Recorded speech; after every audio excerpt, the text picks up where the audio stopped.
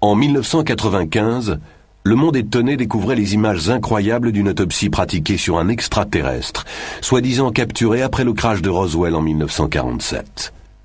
Il s'agissait du dernier et du plus spectaculaire rebondissement de l'affaire ufologique la plus célèbre du siècle.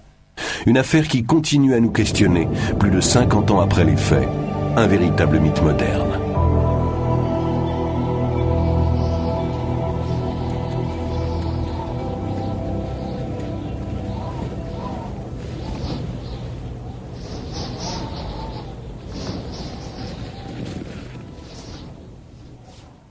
They say this place is west of Lost. Un coin perdu au fin fond de la campagne.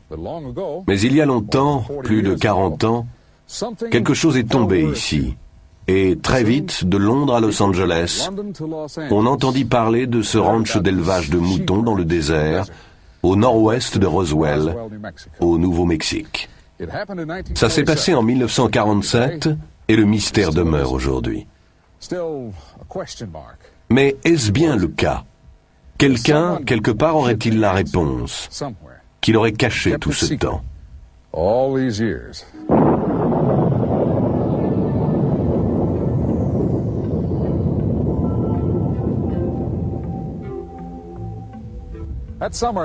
Cet été 1947, on se relevait de la guerre la plus terrible de l'histoire.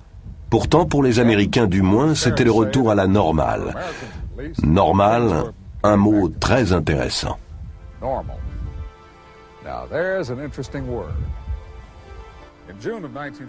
En juin 1947, Kenneth Arnold, pilotant son avion personnel près du mont Rainier, dans l'État de Washington, aperçut quelque chose de tout à fait anormal.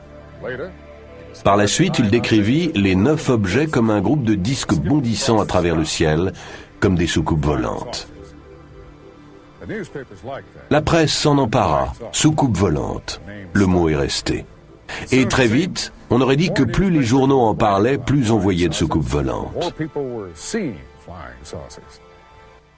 Ici, au Nouveau-Mexique, en juin-juillet 1947, on a vu des observations multiples de ces disques, ou soucoupes volantes.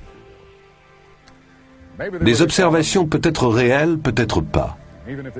Et si on les a bien vues, ces lumières ont pu n'être que des reflets, des phénomènes naturels dus à des transitions de température, comme les mirages. Sinon, si c'était des engins volants, à qui appartenaient-ils et pourquoi ici, au Nouveau-Mexique?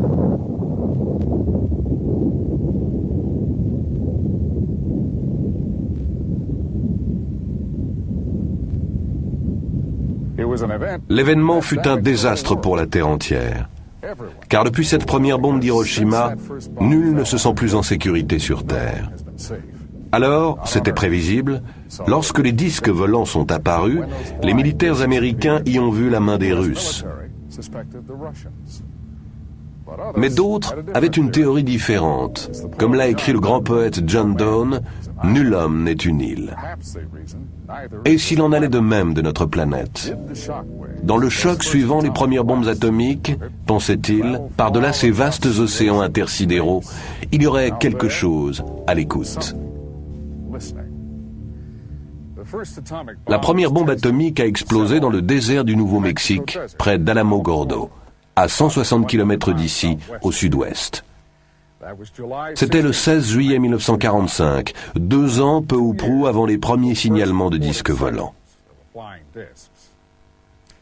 Après la guerre, la recherche sur les armements et fusées se poursuivit à Alamogordo et dans une zone voisine du nom de White Sands.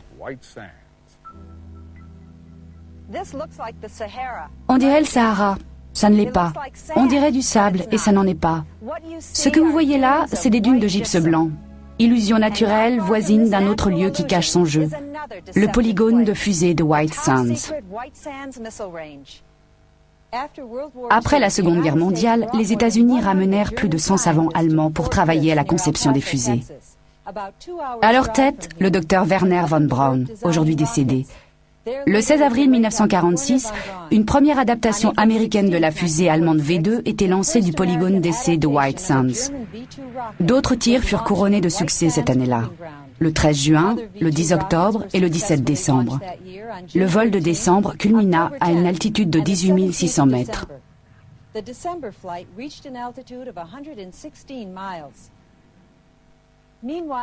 Au même moment, la seule force de frappe à capacité nucléaire au monde était en état d'alerte permanente. Doté de 15 armes atomiques, c'était le 509e groupe de bombardement de la force aérienne de l'armée. Regardez la carte. Vous voyez 3 sites formant un triangle. En bas à gauche, le polygone d'essai. En bas à droite, l'aérodrome de l'armée à Roswell, base du 509e groupe et de son arsenal nucléaire. Et au sommet, le site du crash mystérieux du 2 juillet 1947.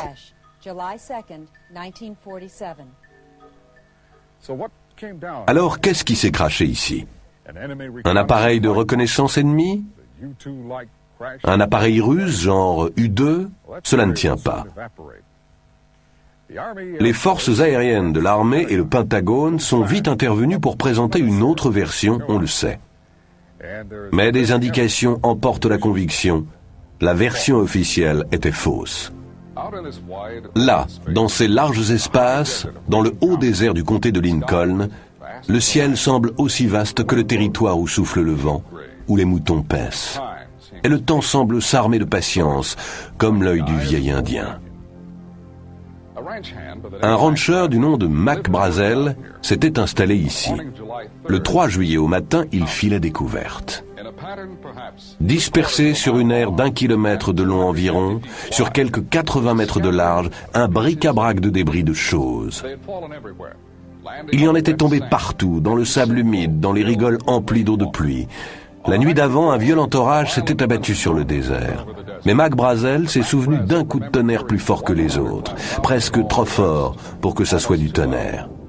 Et là, avec ces débris jonchant le sol, il s'est demandé, le tonnerre ou une explosion? Il y avait des pièces métalliques et d'autres matériaux légers comme du papier d'alu, des fibres comme de la ficelle, et de minces tiges à l'allure de poutrelles et portant des marques qui lui faisaient penser aux symboles que les Indiens marquent dans l'argile. D'autres, les voyant par la suite, les ont comparés à des hiéroglyphes égyptiens. Mac se rappelle que les débris étaient si drus que les moutons ne voulaient pas passer par le champ. Il a dû leur faire contourner, alors que le point d'eau est à plus d'1,5 kilomètre. Il ramassa quelques pièces et les porta à ses voisins les plus proches, Floyd et Loretta Proctor. Il nous a décrit les pièces. Nous, on lui a conseillé d'aller à Roswell pour le signaler. Vous savez, il y avait une récompense pour les ovnis. À l'époque, on disait soucoupe volante. Ce soir-là, après sa visite chez les Proctor, Mac est retourné au champ de débris. D'après son fils Bill, Mac en rapporta une grosse pièce qu'il mit à l'abri dans cette grange, toujours debout 50 ans plus tard, à 5 kilomètres au nord du lieu du crash. C'est l'origine des histoires prétendant qu'un rancher aurait trouvé une soucoupe volante et l'aurait planquée dans sa grange. Mac avait encore de l'ouvrage, et 2 jours suivants, les 4 et 5 juillet, il s'occupa de ses moutons. Puis, le 6 juillet, une fois ses tâches courantes réglées, il prit sa buick et partit pour Roswell. Mac se rend d'abord au bureau du shérif. Alors les choses se précipitent. Le shérif George Wilcox envoie 2 de ses adjoints au ranch et appelle le 509e groupe de bombardement à l'aérodrome de l'armée à Roswell. Presque aussitôt, l'officier de renseignement aérien du 509e groupe, le major Jesse Marcel, arrive au bureau du shérif. Il est escorté d'un agent du contre-espionnage en civil. Le major Marcel appelle l'officier commandant le 509e groupe, le colonel William Blanchard. Le colonel donne alors l'ordre au major Marcel, ainsi qu'à l'agent du contre-espionnage, de se rendre au ranch en compagnie de Brazel pour mener leur enquête. À l'époque, la route n'était pas en meilleur état qu'aujourd'hui. Il faisait nuit quand ils sont arrivés. Entre-temps, les 2 adjoints du shérif étaient revenus à Roswell avec leur propre version. Ils n'avaient pas pu trouver le champ de débris à les entendre. En revanche, ils avaient découvert ceci, un cercle de sable vitrifié dans un pâturage. Comme après un bombardement, Un grand cercle tout brûlé, oui. Le major, le rancher et l'agent du contre-espionnage ont passé la nuit à l'abri pastoral. Plus tard dans la soirée, le major Marcel est venu ici, dans la grange, avec un compteur Gégère, pour inspecter la pièce que Mac avait remisée là. Aucune trace de radioactivité. Le lendemain, 7 juillet, ils ramassent autant de débris qu'ils peuvent en charger dans la buick du major et le fourgon de l'armée. À la fin du jour, ils repartent pour Roswell. Depuis des années, nombre d'enquêteurs tentent de résoudre l'énigme de Roswell. En 1980, le colonel Charles Berlitz, avec William Moore, ont publié leurs conclusions dans un livre. L'incident de Roswell. 10 ans plus tard, de nouveaux faits fascinants ont été révélés grâce aux efforts de Don Schmitt et Kevin Randle. Don est directeur des investigations spéciales du Centre de recherche sur les ovnis à Chicago. Kevin est officier de renseignement avec le grade de capitaine dans la réserve de l'US Air Force. Leur livre, Le crash d'ovnis à Roswell, met en place ces éléments essentiels pour notre puzzle.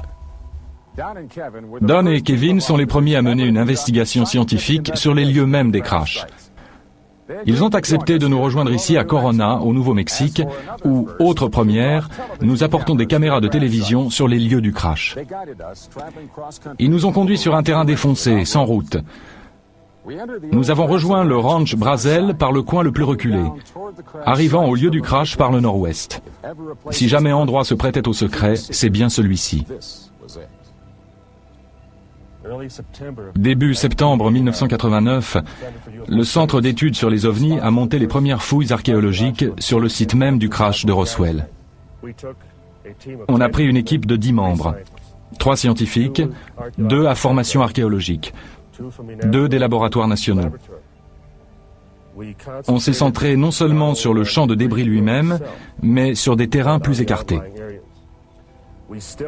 Nous espérons encore retrouver quelque chose dans des cavités, dans un puits de 2,50 m et dans d'autres lieux marécageux à l'écart du site du crash.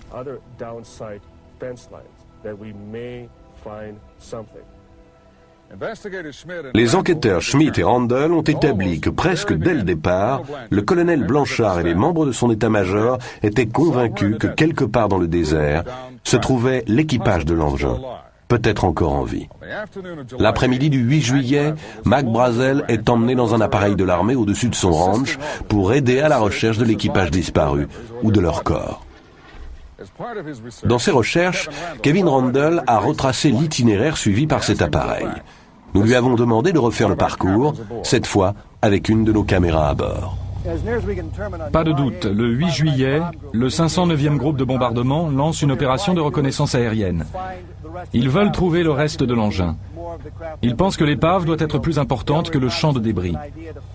La reconnaissance aérienne pouvait servir à ça. L'idée, c'est qu'en emmenant Mac Brazel, rancher connaissant bien le terrain, si on retrouvait des éléments de l'engin, il pourrait ensuite les conduire directement sur le site. L'engin a fait une reprise, il a décollé du champ de débris, il a laissé un sillon et pris de l'altitude. Kevin pense qu'il est resté en vol encore quelques secondes après l'explosion. L'engin a fait encore 5 km, puis il s'est crashé au pied de ces falaises rocheuses que vous voyez là. C'est ce qu'on appelle le point d'impact. Ironie, des civils y sont arrivés en premier.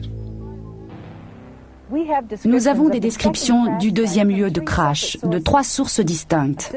Un ingénieur du génie civil, une archéologue, un militaire. Tous témoins oculaires. Nous pensons que l'avion de reconnaissance avec Mac Brazel à bord l'a également repéré. D'après les témoignages remarquablement concordants, on voyait ceci. Un engin volant en forme de disque écrasé au sol. Étendu à côté, plusieurs corps d'humanoïdes de petite taille, de 1,20 m à 1,50 m de stature. Ils étaient très maigres, avec une tête trop grosse pour leur corps. D'après les normes du corps humain en tout cas. Pour reconstituer ce qui s'est passé la nuit du 2 juillet 1947, Randle et Schmitt ont élaboré une théorie qui rencontre des 3 sites à la fois. Le champ de débris, le cercle de sable fondu et ce lieu-ci où la soucoupe et ses passagers auraient été retrouvés. Dans la tempête, l'engin a une avarie. Il perd de l'altitude et atterrit ou rebondit au ras des pâquerettes. La chaleur intense qu'il dégage vitrifie le sable. Reprise d'altitude. Mais il ne reste en vol que quelques kilomètres, en difficulté. Alors en perdition, l'engin vole encore, disons 3 kilomètres au-delà du champ de débris. Un voyage de plusieurs années-lumière à travers l'espace s'achève dans le désert du Nouveau-Mexique. Pour l'équipage blessé, sans ressources, la mort inéluctable.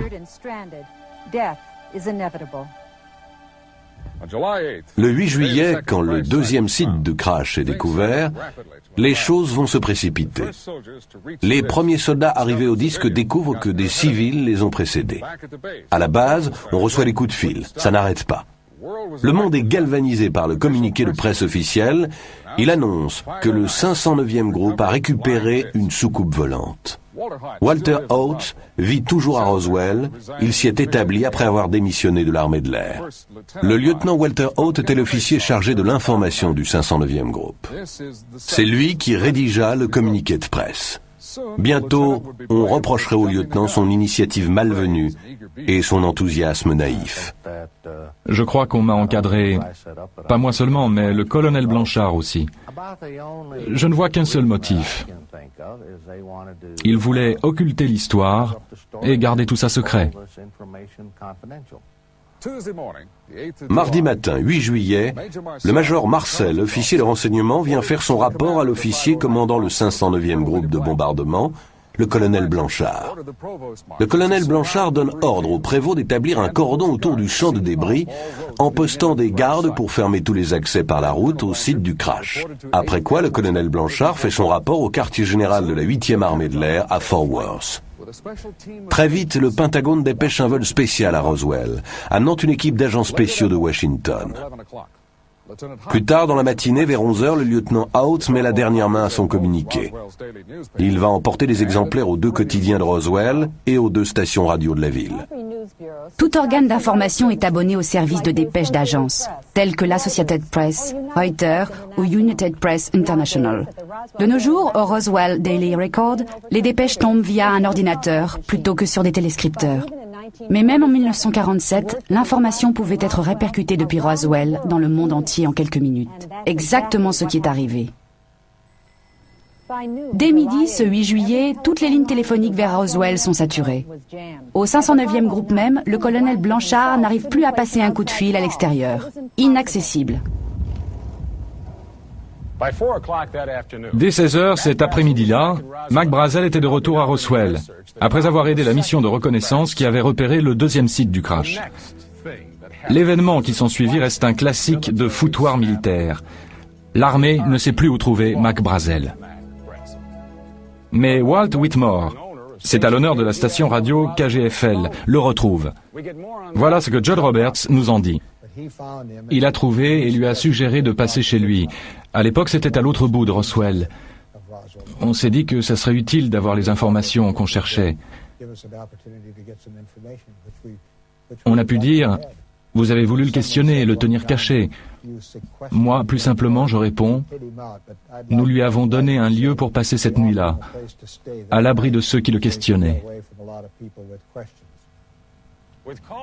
Toujours assailli d'appels, d'aussi loin que Londres ou Hong Kong, le Roswell Daily Record fait ses gros titres avec l'affaire. La présentation par le journal se basait sur le communiqué du lieutenant Haut. Mais nous le savons aujourd'hui, plus de 40 ans après, les médias étaient sur le point d'être coupés des faits, victimes d'une campagne de désinformation. Les officiers de l'armée retrouvent Mac Brazel et le mettent en détention à domicile. Des heures d'interrogatoire serrées allaient suivre, et on le soumet à un examen médical complet. Puis, le 9 juillet, à la station de radio KGFL, Walt Whitmore reçoit un coup de fil personnel de Washington. Il reçoit consigne de ne rien faire passer sur les ondes de son interview de Mac Brazel. On nous a fait comprendre que si nous voulions conserver notre licence, il serait bon de ne rien diffuser. Sinon, nous avions 24 heures pour nous trouver un autre job que la radio. Puis, les officiers de l'armée perquisitionnent les bureaux de tous les journaux et stations radio de Roswell, emportant tous les exemplaires du communiqué et tout autre matériau ayant trait à cette histoire. Alors, le 9 juillet, Mac Brazel, sous escorte d'officiers, se présente aux locaux de KGFL avec une version toute nouvelle. Rien à voir avec ce qu'il avait raconté à Walt Whitmore pendant qu'il l'abritait. Depuis des siècles, les Indiens du Nouveau-Mexique adorent le soleil, donneur de vie, gardien de la voûte céleste.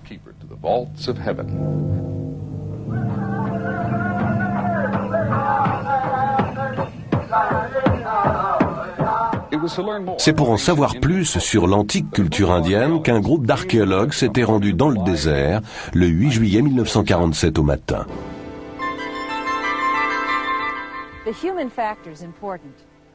Le facteur humain est important. Les gens ne se taisent pas pour toujours. Mais de la poignée de témoins qui ont parlé de ce qu'ils ont vu ici au deuxième site de crash, la plupart sont morts aujourd'hui, emportés par la maladie ou la vieillesse. Nous ne pouvons que rappeler qui ils étaient, leurs multiples différences, et aussi le fait qu'ils disent tous avoir vu les mêmes choses.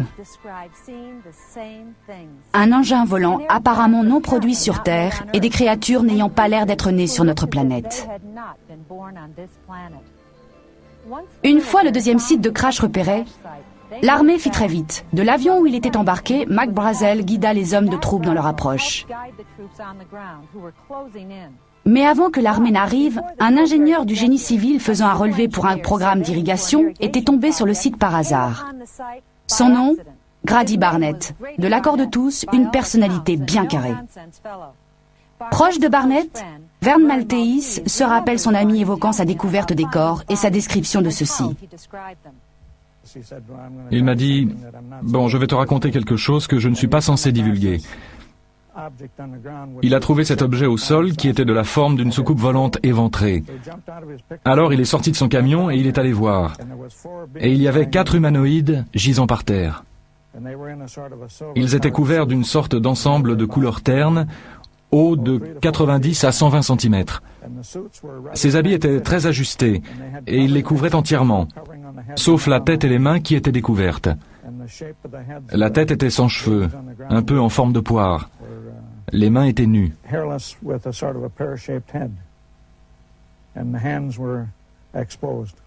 Ils étaient à peine arrivés qu'une équipe d'archéologues s'est pointée, juste après Vern.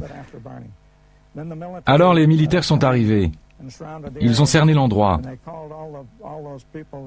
Ils ont appelé les équipiers d'Orwell, de la mission archéologique, et Barnett. Et ils leur ont donné l'ordre de ne jamais divulguer ça. Ils ne devaient en parler à personne, oublier tout ce qu'ils avaient vu.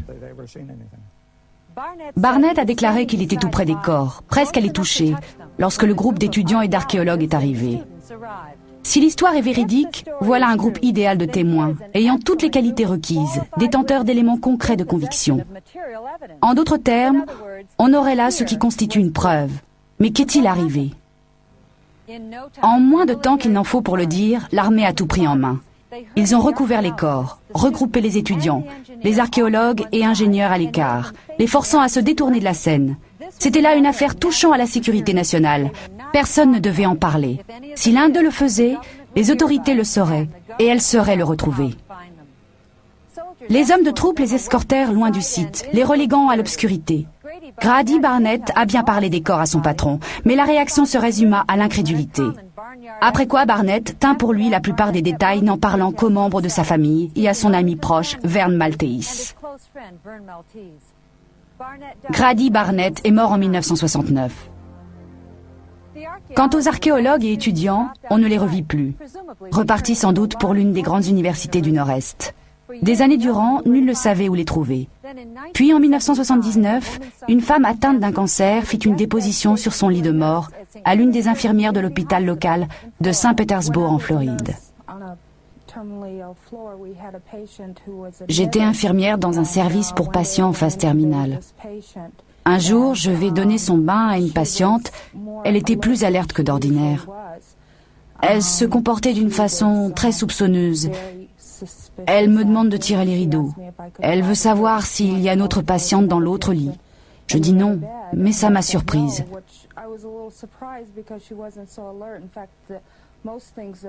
Elle n'arrêtait pas d'appeler un certain nom.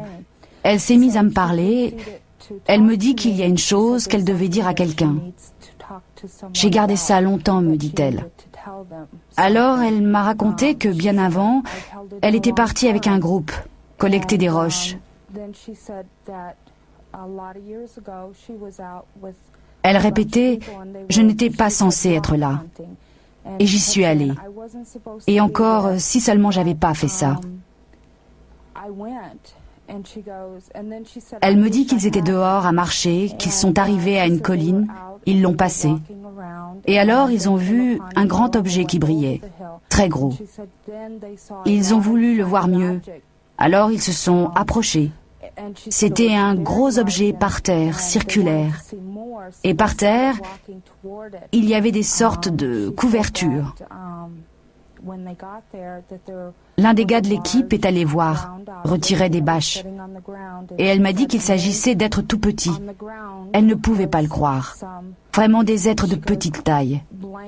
Ils avaient des têtes très grosses, de très grands yeux. Et ils étaient couverts d'une sorte d'étoffe brillante. Je me rappelle pas si elle a parlé d'une couleur. Je crois qu'elle a dit bleu, mais là je ne me souviens pas vraiment maintenant. Mais c'était si brillant que c'était comme du liquide ou du vif argent. Mais alors elle s'est montrée très ennuyée. Elle m'a dit « Vous n'en parlez à personne, jamais à personne ». À ce moment-là, elle a juste commencé à regarder dans la pièce. Elle avait un comportement très paranoïaque et elle m'a dit « Parce qu'ils peuvent toujours vous retrouver ». Et moi, qui peut toujours nous retrouver? Elle m'a dit « Les autorités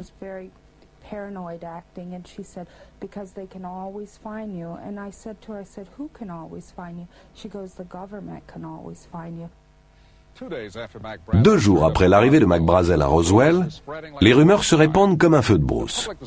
Le public pouvait penser que le Pentagone était foudrage et que le général Roger Ramey en prenait pour son grade. Contrairement à l'opinion du public, c'était là le résultat d'une campagne de désinformation soigneusement orchestrée. Ramey était l'officier commandant la 8e armée de l'air à Fort Worth, le quartier général chapeautant le 509e groupe. Avant que le 509e groupe n'engage la collecte des pièces et la recherche des corps, le quartier général de la 8e armée de l'air avait contacté le Pentagone. Le matin du 8 juillet, le vol spécial était organisé qui amenait une équipe d'experts du contre-espionnage de Washington à l'aérodrome de l'armée à Roswell. Le général et le Pentagone allaient sceller le couvercle. Préparant soigneusement une version occultant les faits, le général Ramey donna ordre au colonel Blanchard, commandant le 509e groupe, d'envoyer son officier de renseignement, le major Marcel, à Fort Worth. Marcel apporta au général des éléments de débris rangés dans une caisse. Laissant la boîte sur son bureau, le général conduit alors le major dans une autre pièce, lui proposant de consulter une carte. À leur retour, la caisse a disparu. À la place, on a un vieux ballon météo. Alors le général Ramey fait entrer les journalistes. Une simple erreur, déclare-t-il. Le major Marcel et le 509e groupe s'étaient trompés. Et le général ajouta que ce type de ballon était d'un modèle nouveau, à faire classer dès le milieu de l'après-midi. Mais, nous le savons maintenant, des éléments de débris avaient été livrés au général, plus tôt ce même jour. Si c'était juste un ballon, pourquoi ne pas le dire tout de suite, mettant fin à la question et rassurant du même coup le Pentagone? Le docteur Jesse Marcel Jr. avait 11 ans lorsque son père, le major Marcel, rentra une nuit avec une cargaison d'objets étranges dans sa voiture. Le docteur Marcel s'est établi aujourd'hui à Helena, dans le Montana. Il se souvient que son père l'a réveillé vers 2 heures du matin pour lui montrer, ainsi qu'à sa mère, ce qu'il avait trouvé. Ce qui était vraiment exceptionnel, c'était des marques sur une partie des pièces de l'épave.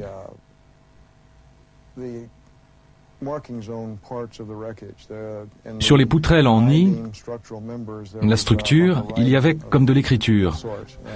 Je me souviens, j'ai pensé à l'époque que c'était comme des hiéroglyphes.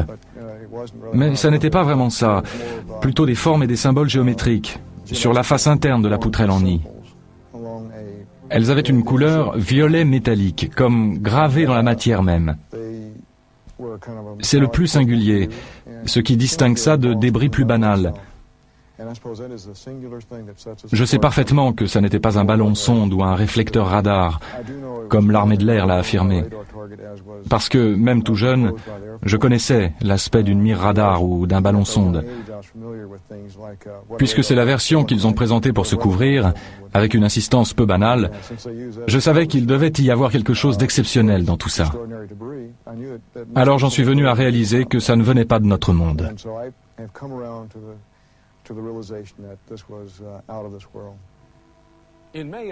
En mai 1980, le docteur Marcel a accepté d'être mis sous hypnose. C'était une tentative par Don Schmitt et ses collègues pour récupérer des souvenirs enfouis dans l'inconscient du docteur, pour voir clairement, à nouveau, les symboles indéchiffrables sur ces tiges à allure de poutrelle.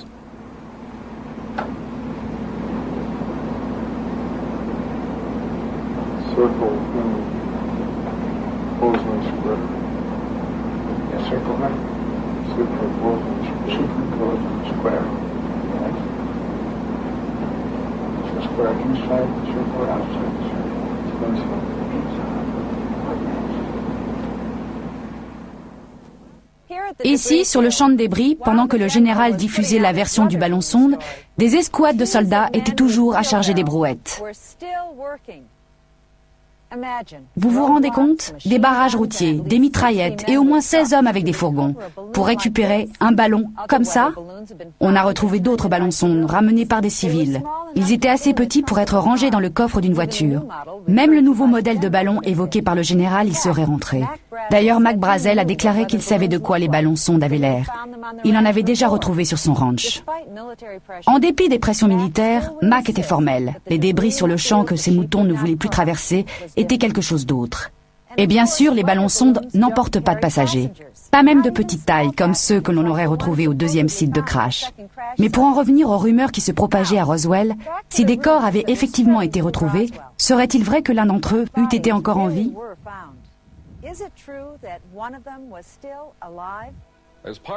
Pour leurs investigations, Don Schmitt et Kevin Randle se sont entretenus pendant 2 ans avec plus de 250 témoins en rapport avec le crash de Roswell. Ils ont écarté les témoignages de seconde main. Ils ont éliminé les sources peu fiables, suspectes d'exagération ou d'informations fantaisistes. Pour la préparation de ce documentaire, nous avons enregistré des entretiens avec plus de 25 personnes dont les antécédents ont été vérifiés et soigneusement passés au crible. Nombre d'entre elles ne se sont jamais rencontrées. Et pourtant, leurs versions s'accordent toutes. Chaque élément du puzzle venait s'encastrer, rien n'indiquait une collusion. Jack Rodin a grandi à Roswell. Il y vit toujours. En 1947, son père, photographe professionnel, était de ceux qui suivirent l'affaire. Jack se rappelle toujours 4 mots énigmatiques. Un jour ou 2 après l'annonce de la version du ballon météo, je l'ai interrogé là-dessus. Je voulais savoir ce qui se passait vraiment, ce qui s'était produit. Et il a prononcé ces mots. Ils l'ont tué. Il avait ce pouvoir de dire plein de choses en peu de mots. Des mots qui pouvaient se comprendre de plus d'une façon. Je lui ai demandé, « Tu veux dire quoi? Ils ont tué l'affaire ?» Et lui n'en voulait pas démordre. Il répéta seulement, « Ils l'ont tué. » Et moi, « Ils ont tué quelqu'un ?» Alors je ne pouvais pas insister. Je me suis abstenu. Mais je n'ai pas oublié. Frankie Rowe a tenté de ne pas se souvenir. Elle affirme avoir reçu des menaces. Elle devait tout oublier sur l'incident sous peine d'être séparée de sa famille ou d'être mise en prison. Mais des années plus tard, à mesure que des pans de l'histoire étaient publiés, les souvenirs de Madame Rowe sont revenus en force. Les souvenirs et la colère.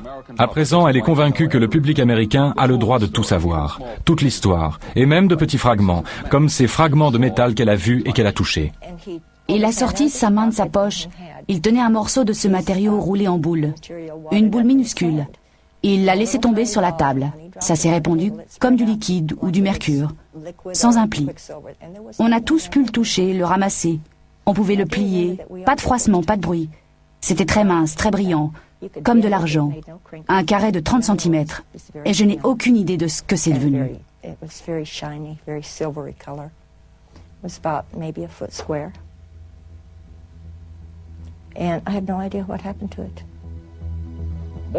Plus de 40 ans ont passé depuis le crash. Les autorités s'en tiennent toujours à la même version officielle. L'autorité militaire oppose toujours un mur de dénégation. Pourtant, des fissures, depuis quelques années, quelques fissures sont apparues dans ce mur. Le major Marcel allait en reparler avec son fils, pour dire que non, ça n'était absolument pas un ballon météo. Et tout à coup, un officier à la retraite de l'armée de l'air révèle à sa femme un étonnant secret. Mais d'abord, présentons l'histoire de Brownie. Melvin A. Brown était sergent au 509e groupe au Nouveau-Mexique au moment du crash. Par la suite, il fut muté en Angleterre. Il épousa une Anglaise et à l'âge de la retraite s'établit avec sa famille dans la banlieue de Londres. Au fil des années, à plusieurs reprises, il évoque pour les siens des bribes d'une étrange histoire. Mais sur son lit de mort, en 1982, Brownie livra le reste de son secret et révéla le numéro d'un compte en banque confidentiel. Aucune trace de fonds pour ses proches. Et le numéro de compte n'apparaît nulle part. Cependant, sa famille se demande toujours s'il y aurait de l'argent qui les attend quelque part. Ils se demandent et se rappellent les paroles de Brownie. Un peu comme si, une fois raconté son histoire, il l'avait regretté. Tous les soldats disponibles au sol, là je cite ses propres termes, je m'en souviens, tous les soldats disponibles au sol ont dû aller dans le désert où une soucoupe volante était tombée. Ils ont tous dû monter la garde autour de cet endroit et tout surveiller autour, sans funer. Apparemment, un type a quand même été voir et ils ont soulevé la bâche. C'était des fourgons à bâche intégrale. Je ne sais pas ce qu'il voulait dire. Sans doute une histoire de bâche. Ils ont imité l'autre. Ils ont soulevé les bâches et ils ont vu 2 corps, je crois. Mais ma sœur dit 3 corps. Là, on n'est pas d'accord. Ils ont vu des corps d'une taille de 1,20 m, pas plus, peut-être moins. Des têtes bien plus grosses que d'ordinaire, des yeux bridés et la peau jaune.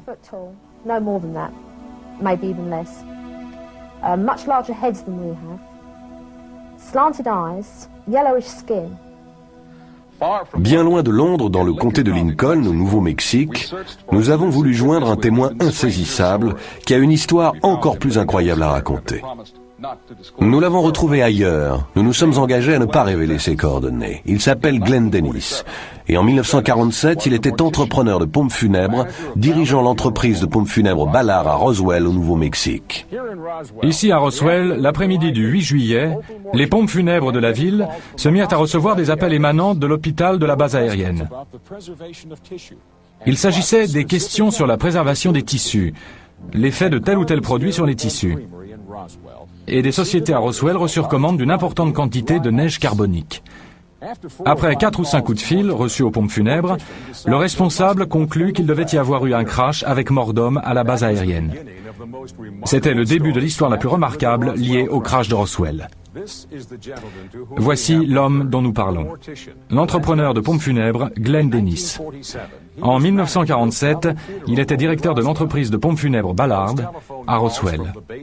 Ces coups de fil formaient les préludes de menaces de mort.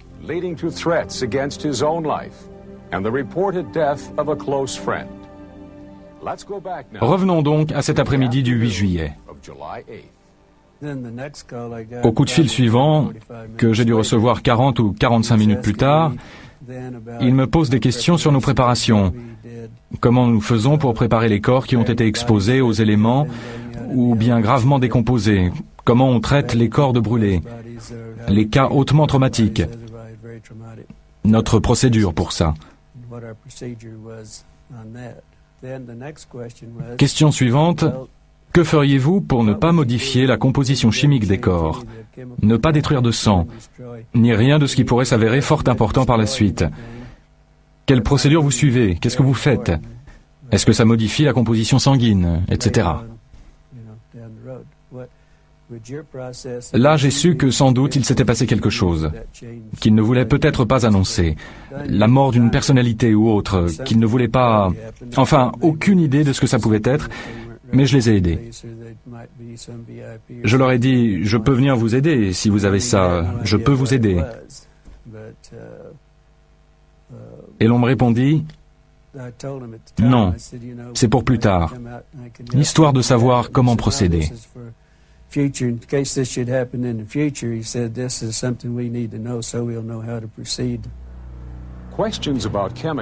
Des questions sur les produits, les tissus, la préservation du sang et autres fluides physiologiques.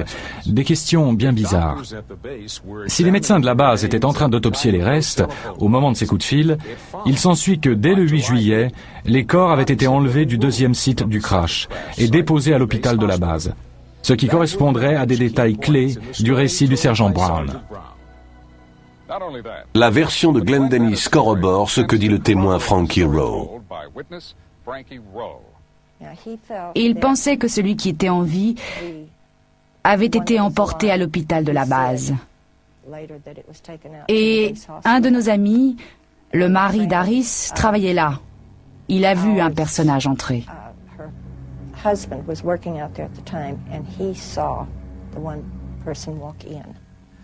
Plus tard dans l'après-midi, Glenn Dennis amène un aviateur blessé à l'hôpital de la base suite à un incident de circulation.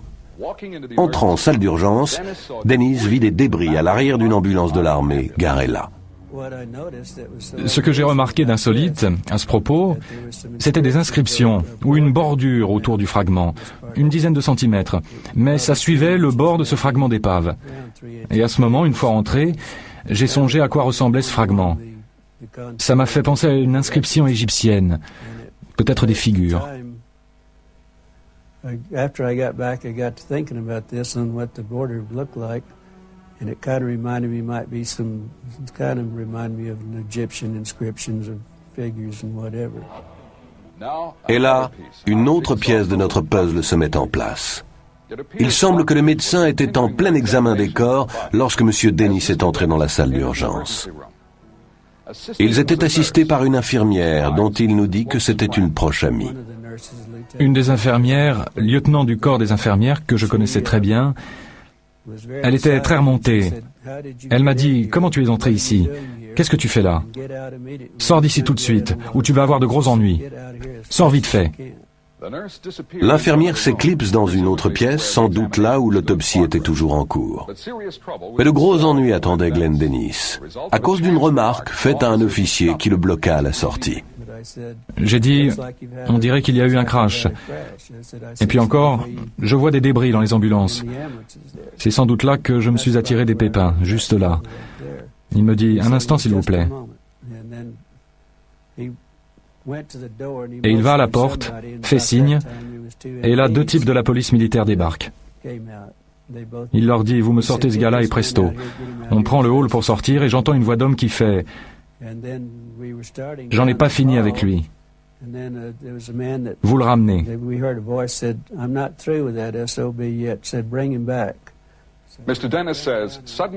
Monsieur Dennis déclare qu'on l'a brusquement fait entrer dans une pièce où il se retrouve face à 2 hommes qu'il n'avait jamais vus jusque-là, un sergent de l'armée et un capitaine aux cheveux roux.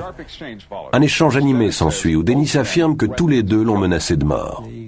Le capitaine roux me dit, il n'y a pas eu de crash ici. Vous n'avez rien vu.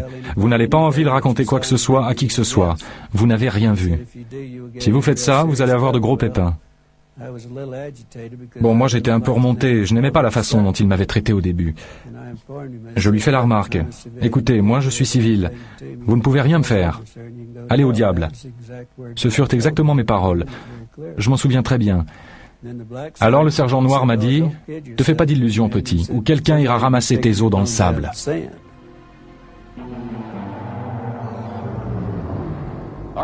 Le capitaine de l'armée Anderson s'est tu fort longtemps. Il ne s'est exprimé qu'après avoir vu que d'autres avaient rompu le silence. Il était alors à la retraite installé en Californie. Il y avait une rumeur depuis longtemps. L'un des pilotes assurant un vol au départ de Roswell aurait vu les corps. Mais ce n'est qu'en 1982 que la rumeur devint réalité. Lorsque Papy Henderson parla enfin, il dit à sa femme, « Ça fait des années que je brûle de te le dire. » Nous étions à l'épicerie à San Diego, où nous vivions depuis des années, et à la caisse, là, un journal. Le Globe, je crois, avait toute une histoire sur l'affaire. D'ailleurs, j'ai gardé les journaux. Il a jeté un coup d'œil et il m'a dit « Ça fait des années que je veux t'en parler. » J'imagine que si ça sort dans les journaux, alors ça n'est plus top secret. Alors nous avons acheté les journaux, on est allé à la voiture et il m'a dit « Lis ça. » Et j'ai lu ces articles. Il m'a dit « C'est une histoire vraie. » Et encore, non seulement je le savais, mais c'est moi le pilote qui a convoyé la soucoupe crashée jusqu'à Dayton dans l'Ohio. J'étais abasourdie. Et si ça n'avait pas été papy, sans doute que je ne l'aurais pas cru. Mais il était très sûr de son fait. Et il me disait toujours la vérité, sans le moindre faux fuyant. Alors je l'ai cru. Mais à l'époque, si on disait qu'on avait vu un engin intergalactique ou une soucoupe volante, votre réputation était faite. Une cinglée. Alors, on n'en a pas beaucoup parlé. Mais ça faisait des années, quand on lui demandait ce qu'il pensait des soucoupes volantes, sa réponse était toujours « pas de fumée sans feu ».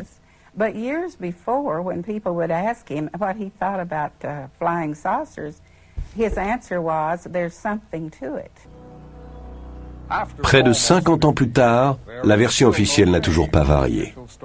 Mais qu'un vaisseau spatial se soit écrasé ou non au Nouveau-Mexique, une chose reste certaine.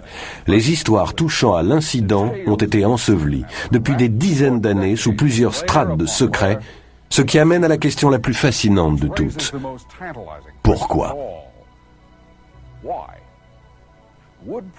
La preuve de l'existence d'une vie intelligente sur une autre planète ruinerait-elle notre civilisation? Mettrait-elle à bas l'édifice de la science? Minerait-elle la religion? Est-ce cela que l'on craint?